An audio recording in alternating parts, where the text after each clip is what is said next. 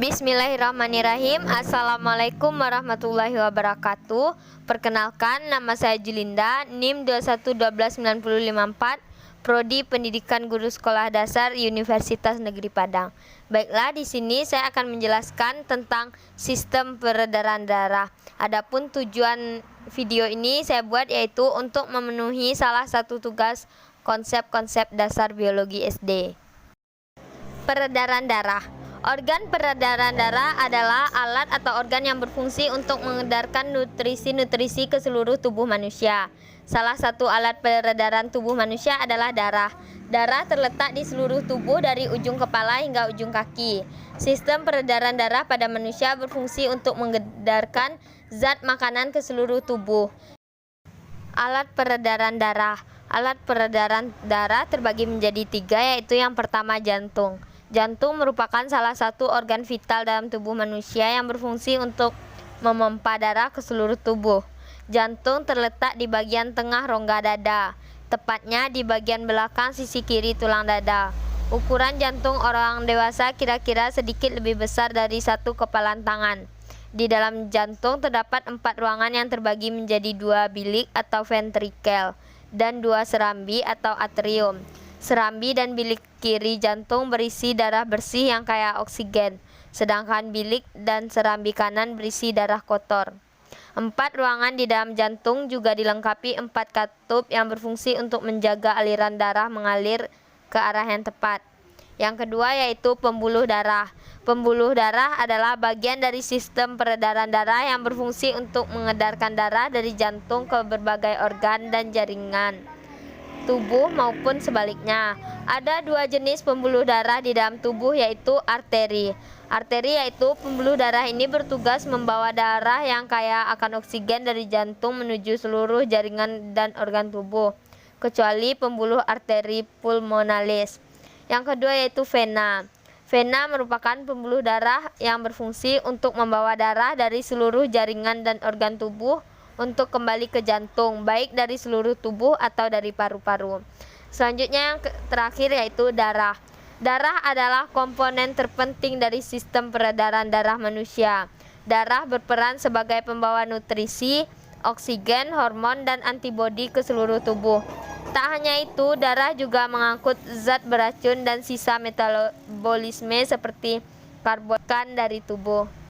Darah manusia terbagi atas beberapa bagian, yaitu plasma darah, sel darah merah atau eritrosit, sel darah putih atau leukosit, dan keping darah atau trombosit. Mekanisme sistem peredaran darah manusia. Sistem peredaran darah manusia terbagi menjadi 3 jenis, yaitu yang pertama sirkulasi sistemik. Sirkulasi sistemik merupakan sirkulasi darah yang mencakup ke seluruh tubuh. Sirkulasi ini berlangsung ketika darah bersih yang mengandung oksigen mengisi serambi kiri jantung melalui vena pulmonalis setelah melepaskan karbon dioksida di paru-paru. Yang kedua yaitu sirkulasi pulmonal. Sirkulasi pulmonal atau sirkulasi paru-paru merupakan sirkulasi darah dari jantung menuju paru-paru dan sebaliknya. Sirkulasi ini berlangsung saat darah yang mengandung karbon dioksida dari sisa metabolisme tubuh kembali ke jantung melalui pembuluh vena besar atau vena cava. Selanjutnya darah tersebut akan masuk ke serambi kanan dan diteruskan ke bilik kanan jantung. Darah yang sudah berada di bilik kanan akan dialirkan ke paru-paru melalui arteri pulmonalis untuk ditukar menjadi oksigen. Yang ketiga yaitu sirkulasi koroner. Sama seperti organ tubuh lainnya, jantung juga membutuhkan asupan oksigen dan nutrisi agar dapat menjalankan fungsinya dengan baik. Darah yang membawa nutrisi dan oksigen ke otot-otot jantung akan dialirkan melalui pembuluh darah arteri koroner. Ketika pembuluh darah jantung tersumbat atau arteriosklerosis, aliran darah di jantung akan mengalami gangguan. Hal ini bisa membuat otot-otot jantung kekurangan oksigen dan nutrisi, sehingga fungsinya terganggu. Kondisi ini lama-kelamaan bisa menyebabkan terjadinya serangan jantung. Selanjutnya penjelasan yang terakhir yaitu gangguan pada sistem peredaran darah.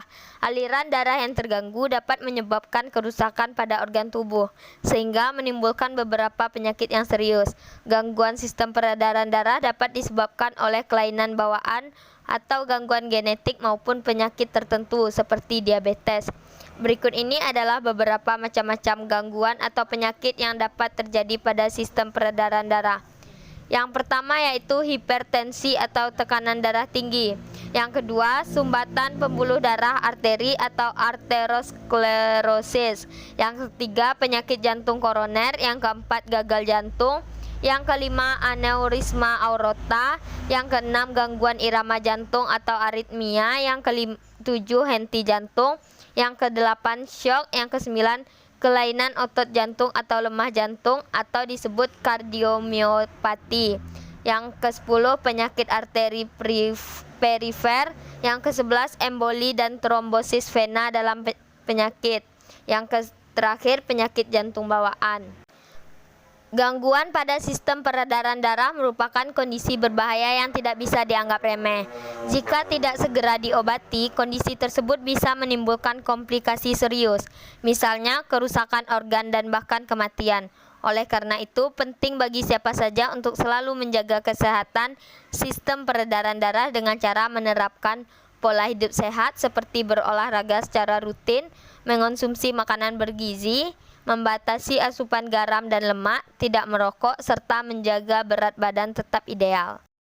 Baiklah, itulah sedikit penjelasan dari saya. Jika ada kesalahan saya mohon maaf. Saya tutupi dengan wabillahi taufiq walhidayah. Wassalamualaikum warahmatullahi wabarakatuh.